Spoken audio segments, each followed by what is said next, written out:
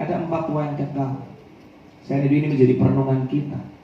Jangan sampai Anda salah kejar, terlalu fokus sama apa yang sementara, sementara apa yang kekal Anda nggak pikirkan. Yang pertama, tua yang kekal yang pertama, yang harus benar-benar kita investasikan hidup kita. Apapun kisah yang kita alami, yang pertama ini, pastikan mujizat apa yang kau terima dalam hidup ini selalu membawa kita pada tua yang kekal pertama, yaitu keintiman dengan Tuhan. Katakan keintiman dengan Tuhan. Itu baru namanya tua yang kekal. Berapa banyak orang kadang-kadang tanpa kita sadar, kadang-kadang kita saking banyak dipercaya sana sini, tambah merasa lebih benar. Benar. Gereja lain mah sesat, gereja kita sama lain begitu. Tanpa kita sadar, kadang-kadang hati ini hati manusia bisa berubah. Itu gimana, nggak jujur gimana, saya bingung. Sampai akhirnya terjemahannya bagus banget nih. Lukas 16 ayat 9 dikatakan, hal yang ingin ku sampaikan adalah kamu harus mempergunakan apa? Harta duniawimu untuk membantu orang lain dan mendapat apa? Teman. Ternyata kalau Tuhan mau memberkati kita, itu punya tujuan. Supaya apa? Pakai itu untuk bantu orang dan apa? Mendapatkan apa? Teman. Sebab ketika hartamu di dunia sudah tidak berharga dan hidupmu sudah apa? Berakhir, mereka akan menyambutmu di rumah yang apa? Ini orang disegani, wah ini kalau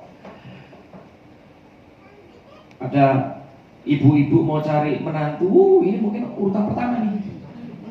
Udah kaya, pemimpin, punya jabatan, moralnya bagus lah. Yang lain.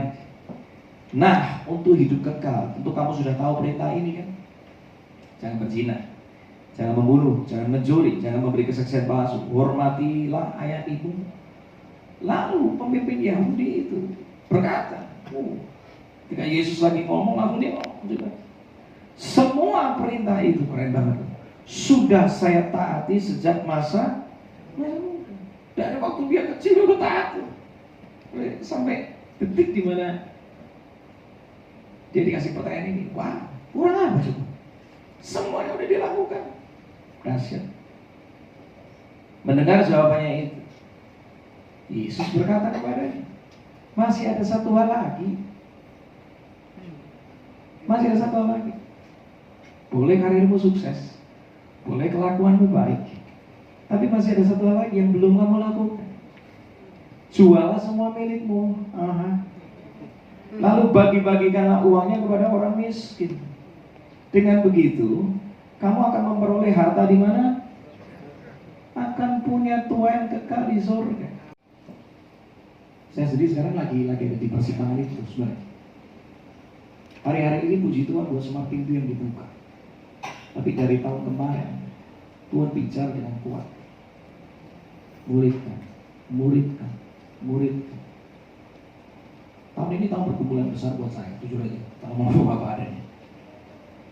Tahun ini merupakan tahun transisi, di mana setelah saya mengalami beberapa tahun terakhir, puji Tuhan, Tuhan kasih kesempatan banyak. Tapi Tuhan bicara dengan kuat sama saya. Muridkan para penyembah, latih mereka, perlengkapi mereka. Mudah. Tapi itu panggilan Tuhan tadi.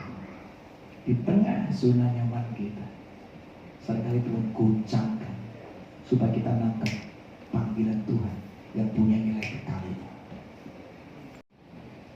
Nah, pohon durian gak perlu iri sama pohon anggur dong. Enaknya situ. Sekali berbuah 4.000 loh, gua cuma 40. Ya. Iri. Nah bayangkan kalau pohon durian berbuahnya 4.000, ambruk pohonnya. Artinya apa? Setiap pohon, benih yang ditanam ini menghasilkan memang panggilan yang berbeda-beda. Sebagus-bagusnya saya bisa melakukan ini, saya nggak bakal bisa jadi Pak Rudi, nggak bisa. Demikian juga sebaliknya. Karena setiap kita punya panggilan masing-masing. Makanya hari ini kita mau sama-sama ambilin, Tuhan, panggilanmu buat aku apa tuh? Itu aku kerjakan selama aku hidup. Di area mana mesti aku kerjakan? Di bidang mana? Orang siapa yang aku mesti temui? Aku mau mengikut Yesus. Katakan amin. Amin. Karena itulah yang akan membawa kita kepada tujuan yang kekal. Apa tadi? Karakter.